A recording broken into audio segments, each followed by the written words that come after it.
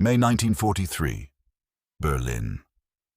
Admiral Karl Dönitz stood in the map room of the Kriegsmarine headquarters, staring at the Atlantic chart with a dread that had been building for weeks. 23 U-boats lost in a single month. 23. His hand moved across the plotting table, touching each red marker that represented a submarine that would never return. Behind him, staff officers waited in silence, knowing what he was about to say, knowing the question that had become unavoidable. "They're reading our mail," Dönitz said quietly. "There's no other explanation." The words hung in the air like a death sentence. Because if the British were reading German naval communications, if they had broken Enigma, then every operation, every patrol position, every rendezvous point had been compromised for years. Every sailor sent to sea had been sailing into a trap.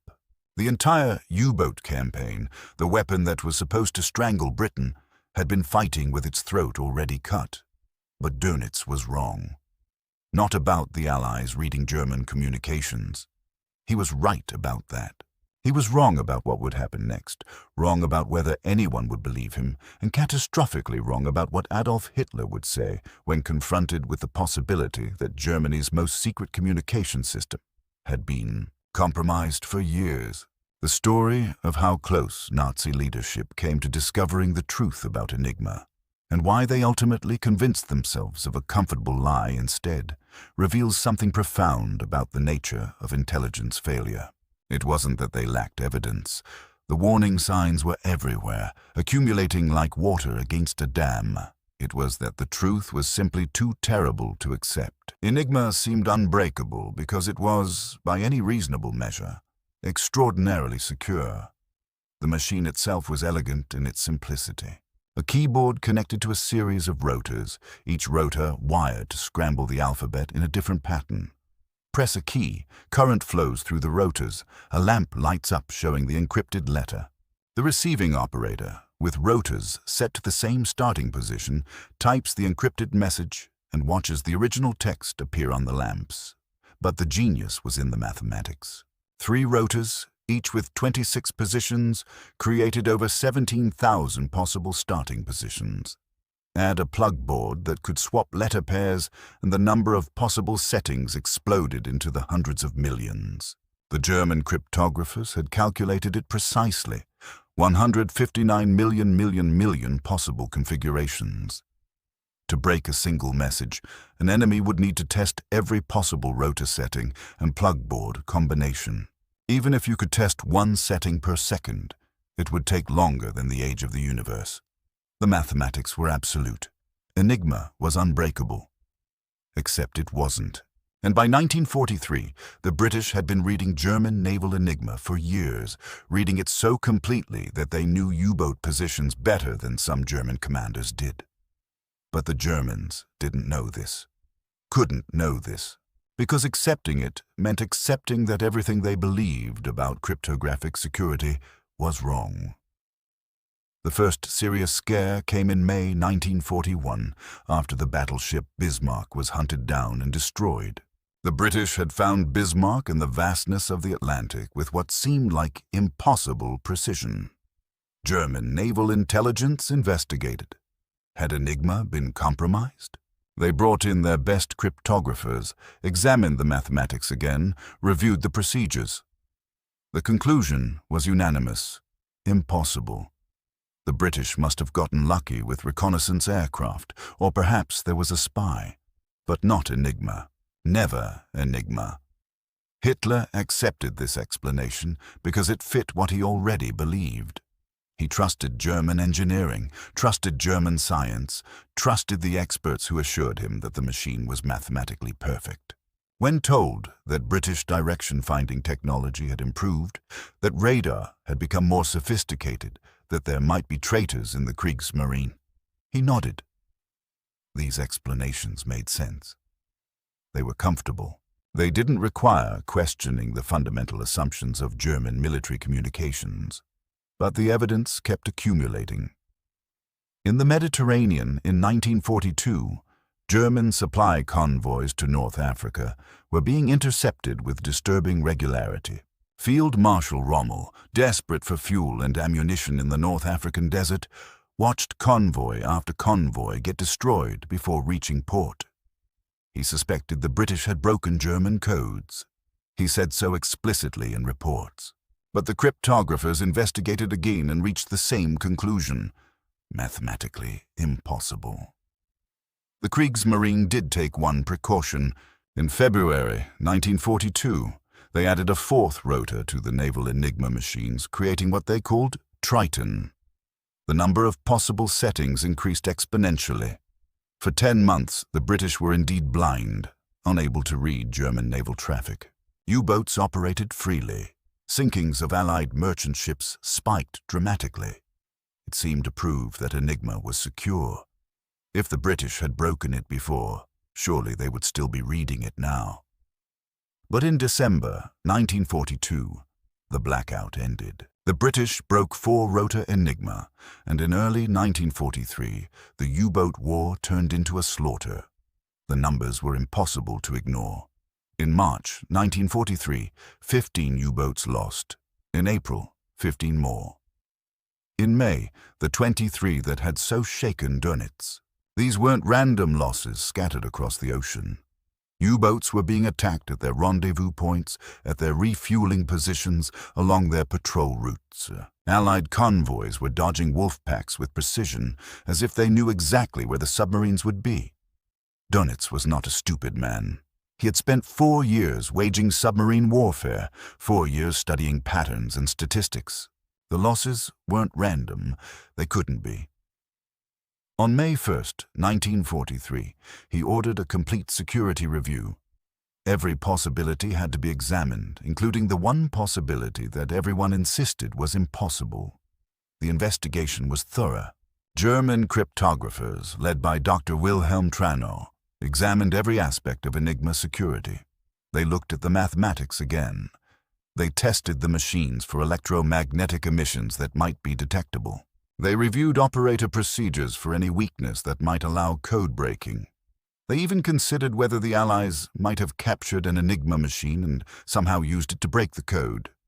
Their report was unequivocal. Enigma remained secure. The losses must be attributed to other factors. Improved Allied radar, better direction-finding equipment, possibly some new detection technology the Germans didn't understand yet. The report acknowledged that some messages might be compromised through operator error or if machines were captured, but systematic reading of Enigma traffic? Mathematically impossible. The numbers didn't lie. Except the numbers did lie. Or rather, the Germans were asking the wrong question. They calculated how long it would take to break Enigma by brute force, testing every possible setting. The answer was impossibly long. But the British weren't using brute force. They were using mathematics, exploiting weaknesses in how Enigma was used, using electromechanical computers that could test thousands of settings per second, using human insight to narrow the possibilities. The German cryptographers never imagined that anyone could build machines fast enough or clever enough to do what Bletchley Park was doing every single day. When Dönitz received the report, he wanted to believe it. The alternative was too terrible. If Enigma had been broken, it meant that every U-boat he'd sent out for the past 2 years had been sent into a trap. It meant that thousands of submariners had died because he'd given them orders that the enemy was reading in real time. The psychological weight of that possibility was crushing, but he couldn't quite let it go. In discussions with his staff, he kept returning to the question: the British were too accurate, too consistent. Yes, they had better technology. Yes, their radar had improved. But this precise, this reliable. His subordinates pushed back. If Enigma was broken, they argued, why hadn't the British destroyed every single U-boat? Why did some submarines still successfully attack convoys? Why were there any German naval victories at all? Surely, if the British could read every message, German naval operations would be completely impossible. It was a persuasive argument, and it was based on a false assumption. The British didn't act on every decoded message because doing so would reveal that they were reading German communications. They let some U-boats succeed. They allowed some convoys to be attacked. They carefully managed how they used ultra-intelligence, always providing a cover story, always maintaining the illusion that their success came from radar or reconnaissance or lucky guesses. The Germans, looking at their partial successes, convinced themselves that their codes must be secure. Dönitz took his concerns to Hitler in late May 1943, during a conference about the U-boat crisis. The losses were unsustainable. Something had to change. He raised the possibility, carefully, that German communications might be compromised. Hitler's reaction was immediate and certain. Impossible. The Führer had been briefed on Enigma's security, had been told by experts that the system was unbreakable. He believed in German technical superiority, believed that German engineering and German science were the finest in the world. The suggestion that British cryptographers had somehow outsmarted German security was not just wrong, it was insulting. The losses, Hitler declared, were due to betrayal. There were spies in the Kriegsmarine, traitors feeding information to the British. Or perhaps the Italians were being careless with their communications and the British were using that to locate German submarines. Or the Americans had developed some new detection technology. But German codes were secure. He ordered increased security measures, more aggressive counterintelligence, investigations into possible traitors. He did not order any change to Enigma procedures or any further cryptographic review. The experts had spoken. The matter was settled. Dönitz left the meeting with his concerns unresolved, but his orders clear. The U-boat campaign would continue. Enigma would continue to be used. The losses would have to be accepted as the price of the Atlantic battle. But the Admiral couldn't quite convince himself. In his personal war diary, he wrote that he feared the worst but had to proceed as if communications were secure because the alternative was operational paralysis. If they assumed Enigma was broken, they would have to stop using it, which meant they would have no way to coordinate submarine operations at all. Better to use a possibly compromised system than to have no system at all. It was a rationalization, but it was also practical reality. The German Navy had no backup plan, no alternative communication system ready to deploy. Enigma was the foundation of all naval operations. Questioning it meant questioning everything. Throughout the summer of 1943, the debate continued within German naval intelligence. Some officers remained convinced that British success was too consistent to be explained by technology alone. Others pointed to the mathematical proofs, the expert assessments, the sheer impossibility of breaking Enigma by any known method. The arguments went in circles, always returning to the same conclusion: it must be secure because the alternative was unthinkable. The Germans did make changes, but not the right ones. They tightened radio procedures, changed code books more frequently, added security measures around when and how Enigma was used. These changes had some effect, making the British codebreakers work harder, but they never addressed the fundamental vulnerability because they never admitted it existed. Hitler himself never revisited the question. Once he had decided that Enigma was secure, the matter was closed in his mind. When losses continued, he blamed commanders, blamed tactics, blamed equipment quality, blamed everything except the possibility that the enemy was reading his orders before his own submarines received them. The psychology of this failure is striking. The Germans had evidence. They had warning signs. They had officers like Dönitz who suspected the truth. But they also had experts who assured them it was impossible, mathematical proofs that seemed absolute, and a cognitive burden so heavy that accepting the truth would have meant accepting that they had been catastrophically wrong for years. It's easier to believe in spies and bad luck than to believe that your fundamental assumptions about security are wrong. It's easier to trust the experts who tell you what you want to hear than to follow the evidence to an unbearable conclusion. And so, the war continued. U-boats sailed on patrols that the British were reading about before the submarines left port. German naval operations were planned with meticulous care and transmitted via Enigma to units whose positions the Allies already knew. The Atlantic battle raged on, with German submariners fighting bravely while their enemy read their orders in real time. In late 1943, German intelligence did capture some evidence that should have been definitive. A German agent in Stockholm reported that the British were openly discussing their ability to read German naval codes. The report was investigated and dismissed. Clearly, the agent had been fed disinformation, or was reporting barroom gossip, or had misunderstood something. The British wouldn't be so careless as to actually discuss such a capability if they had it, would they? They would, because they knew the Germans would never believe it. The truth was so far outside German assumptions about what was possible that even when they heard it directly, they rejected it as obviously false. Hitler never learned the truth. He died in his bunker in April 1945, still believing that Enigma was secure, still trusting in the mathematical proofs and expert assessments that had been wrong from the beginning. In his final days, as the Reich collapsed around him, he blamed betrayal, blamed cowardice, blamed the weakness of his subordinates. He never knew that the enemy had been reading his most secret communications for years. The revelation came decades later.